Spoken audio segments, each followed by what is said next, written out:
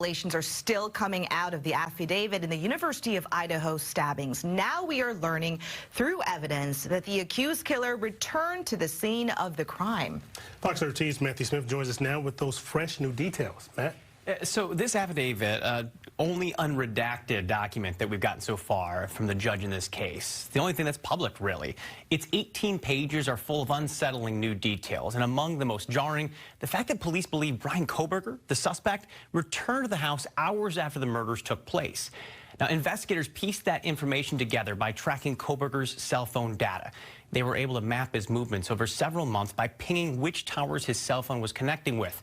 Now, overnight on November 13th, when Ethan Chapin, Xana Kernodle, Madison Mogan, and Kaylee Gonsalves were killed, data shows that Kohberger's phone was leaving his apartment in Pullman around 2:50 in the morning.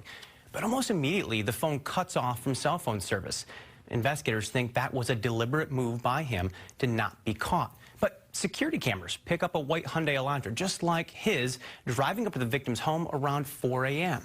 The cell phone reconnects to service around 4:50 that morning. At that point, it's traveling just south of Moscow when it returns to Kohberger's apartment. So fast forward to 9 a.m., the phone's in motion once again, but this time it stays on for the entire trip, and cell phone data positions it near the scene of the crime for a short while later. At 9:12, police believe Kohberger was lingering in that area for at least 10 minutes. The affidavit doesn't say what exactly he would have been doing, but he likely wouldn't have been disturbed. And we know that because it would be several more hours before police arrived at the home. Now, retired Seattle Police homicide detective Cloyd Steger says that this move fits with the profile of somebody who thinks they're simply too smart to get caught.